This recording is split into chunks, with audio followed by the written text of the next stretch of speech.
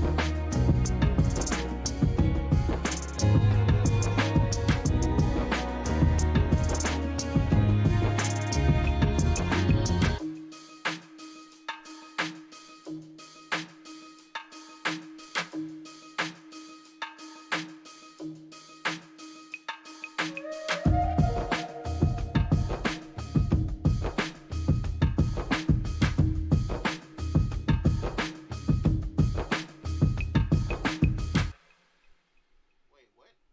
I missed what you said.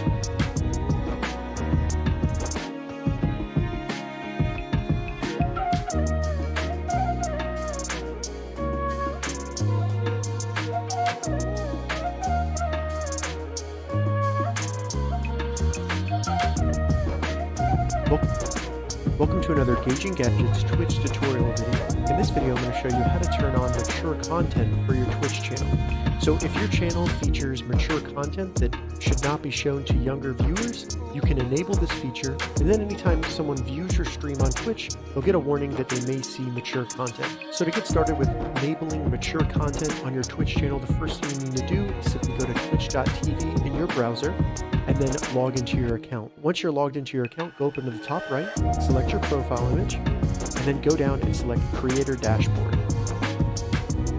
Once we're in the Creator Dashboard, make sure that the left sidebar menu is open, so let's select this arrow, and then go down and select Settings. Under Settings, select Stream. Now under Stream Key and Preferences, find Mature Content and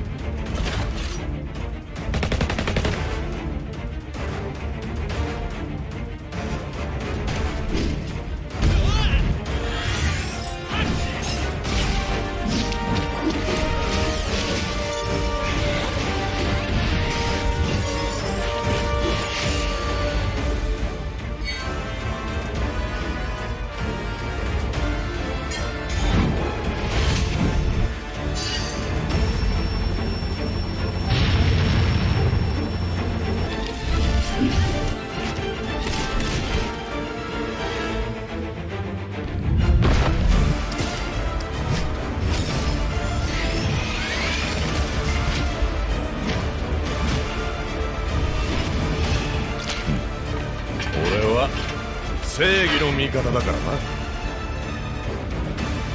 な。なるほど。では敵だな。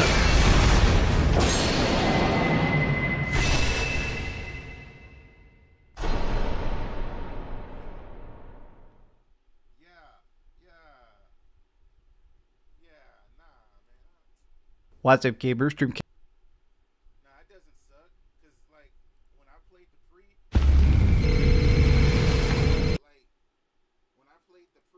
What's up, Gamer? Streamcast guy here, talking today about Final Fantasy VII Evercrisis, because currently I'm at Evercrisis I gotta love. But let's talk about the goods and the bads, because this is a mobile game. It's something you play on your cell phone, and it's got sort of that cell phone vibe to it. If you enjoyed this video, please give it a like and subscribe if you haven't already. Now, first and foremost, let's discuss how this game looks, because I have to say, graphically, I am incredibly shocked. Everything you see here is being captured on a Google Pixel 6. The game itself looks fantastic. The cutscenes, a lot of them are taken from other versions of these games, like the Final Fantasy VII Remake. You're going to see cutscenes similar to that when you're getting pre-rendered CGI. But when you drop into the maps themselves and start to actually see, the conversations and the combat, these are a completely new art style, almost a mix of like PlayStation 1 and PlayStation 2 style chibi graphics.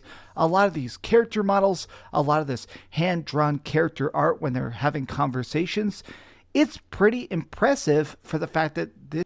Yeah, so like what I really dig is like it gives you that retro feel, but at the same time with the more modern take.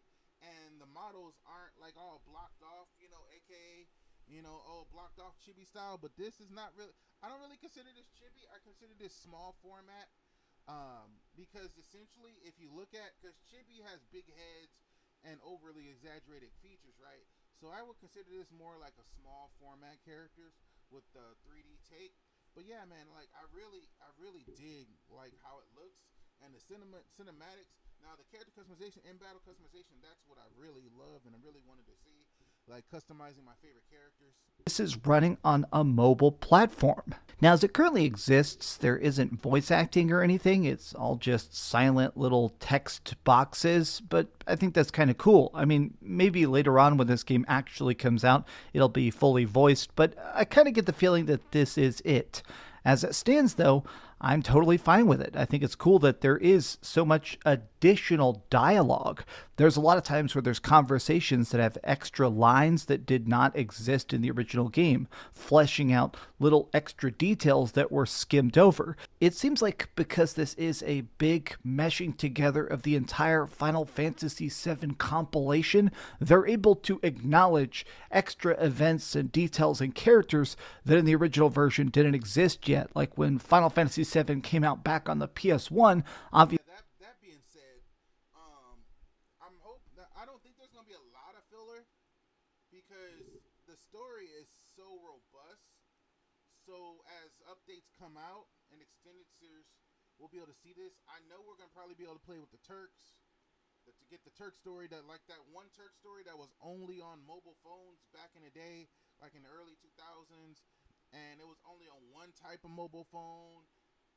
And Japan only, so it'll be nice because I actually have the Final Fantasy VII Compendium, so it literally, so they'll be able to flesh out a lot of things that they weren't able to, and probably help people out with understanding remake if they couldn't do it. So yeah. Obviously, there was no crisis core and stuff. So now, because we're having the advantage of history, evercrisis does a better job of kind of acknowledging the entire universe of FF7 as it currently exists. But now, let's talk about combat. This is definitely the best part of the game. And also, once we start to get into the microtransactions, agreed, man, because the closed beta test and the microtransactions, like, even when I was going through it, man, like, it wasn't really all that egregious. I'm hoping they don't change too much, but it seemed you get a lot of value because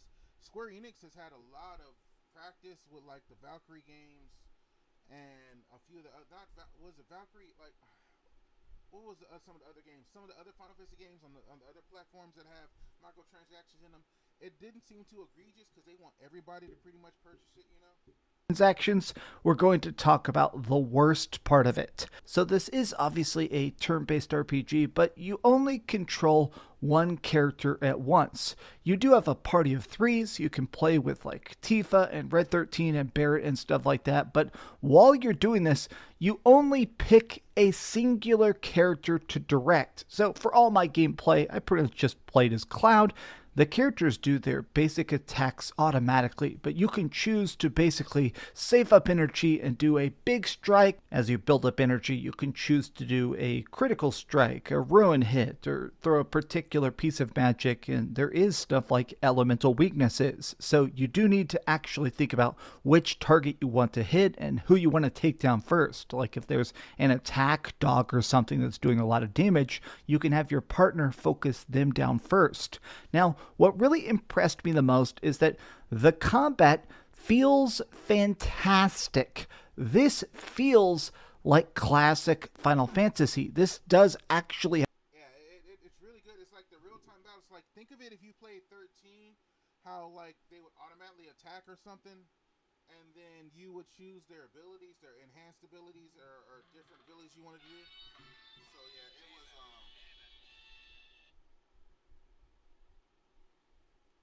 So yeah, man, like it. Oh man, like have that vibe of just trying to hit and dodge and think. Like it looks a little bad, like a little faded out, but the graphics actually look better, like on your phone. And I'm guessing because the compressions is bad on YouTube. Like if this is like 4K or something, like do I have it set for 4K? No, I have it set for 1080p. So yeah, so. Like the compression would look better. Think critically in the middle of a fight, including when it comes to boss fights. These are more than just enemies with extra health. They have this block system. Enemies will pretty much put up like a protect barrier that you need to break through to open them up to extra strong attacks. And you have different stances as well. You can have an attack stance or a defense stance to really actually change the nature of a fight. Now, what's cool is, I think it's interesting, you can choose to affect the battle speed, you can turn on auto battle. I like the fact that there's so many different options to make this extra accessible. I think the fighting in this is neat. But this does bring me to the leveling system, which definitely is not my style. You see, in this, you have essentially like a power level, how strong your character is. It's a combination of your weapon level, how strong your materia is, and what your current level is. Now, unfortunately, in this current version of the game, it's very difficult to just grind in a mission the way you would in a normal Final Fantasy game. Instead, in between the major quests, you go and do what's called solo missions. These are just like little tinier tasks. So essentially, the solo missions are essentially like those missions you do on Crisis Core. If you guys have played Crisis Core, the new Crisis Core, it's like you go through and do those little missions like in between, like when you were controlling Zack on Crisis Core, you would do your main mission, and after that, you'd have these side quests that show up. And you could do those, and you unlock more side quests as you progressed. So it was really a unique take on it. So they kind of borrowed a little bit from that, but they also made their own kind of tweaks to it to add to not make it feel like a actual like rip off of Crisis Core. Of, you know, trying to kill 5 or 6 guys, or sometimes just doing a short battle gauntlet. And these have very big XP rewards. These give you crafting materials to very much power level particular weapons and stuff. This is how you get stronger, so you're allowed to progress. Each mission of the story mode really scales very high on power level, so you need to grind the solo quests in between most of the major missions. And what sucks about this is that there is a stamina system. Essentially, your character gets exhausted. It means that you can only play this game's solo missions so many times in a day. You're actually going to either have to buy microtransactions to keep leveling up, or take a nice long 12-hour break and go back to grind some more, or buy the microtransactions to refill your stamina meter. Now, this is just typically how microtransaction game works. This is like a typical cell phone game, but as a person who doesn't really like mobile games, it does feel weird to have the game basically stop you from having fun until you wait or pay for that microtransaction. Now, the other aspect of the sort of pay to win you can do here is the gacha. Now, this is a very common term. It means like randomization. There's loot boxes to get additional gear, you know, better weapons, better equips, better big. Well, of course, like gotcha system, like it's common, like he was saying, in every game. And the thing about it is, it's not doesn't feel too egregious, but like your characters, who you pull, your weapons you pull, man, gear you pull, that's really sets you apart. So essentially, like most your guys games, if you really just play heavy into it, yeah. So and of course it's always pay to win. I wasn't sure if there was PvP though. Big stuff that's going to give you extra defense and stuff. Now, getting this, they call them draws. Whenever you're exploring in main missions and going through the dungeons and stuff, when you open up chests, instead of just directly giving you, that next weapon or a big potion or something like that, they give you tickets to do more draws. Everything is based on random weapons. You never know if you're going to get the ultimate weapon or some crazy crystal sword or an outfit that makes you look like a samurai. It's all completely random, which means sometimes you're going to get god tier weapons, which are great to upgrade, and sometimes you're going to get utter garbage. So as it currently exists, this game is definitely pay to win if you want it to be, like most cell phone games. You could just straight up pay for a bunch of stamina potions, power level yourself up, and then buy a bunch of gacha to get super weapons right at the beginning of the game, and a bunch of upgrade materials to really power level your weapons, and then breeze through the entire game. I guess the weirdness is that this is cool that I can play Crisis Core and Advent Children and Final Fantasy VII The First Soldier all as typical RPGs. You can finally see the entire story of Final Fantasy VII in one big bulk chunk with a standardized gameplay style. It's just weird to me that you're going to have to either wait or pay for a lot of microtransactions. I was kind of hoping this game would be more about costume microtransactions instead of like constantly having to pay to level up. But you know what? I guess it's the price we got to deal with. It's a cell phone game. That's just what they're going to do with it. As it currently exists, this is only on cell phones. This is a tiny closed beta test, but I did have fun with it. I'm not sure I'm going to even bother playing all the way to the end of all the different games, or if I'm going to play it when it eventually comes out. I kind of wish this was on consoles. I kind of wish this was on like PlayStation 5 or Nintendo Switch, because I feel like I'd be more reminded to play it in those short bursts of like, oh yeah, let me log in and do my daily dungeons. Let me get a couple gachas. Let me try a couple pulls to see if I get that next weapon. But playing it on my phone, I'm just not a phone person. The only time I'm on my phone is to practice my German lessons, because ich bin Max. But, I don't know. I just think this is a really weird project that is mostly successful. But have you guys had a chance to try the evercrisis beta? Did you actually get into it? As a Final Fantasy fan, how do you feel about it? Tell me your thoughts in the comments down below. And if you enjoyed this video,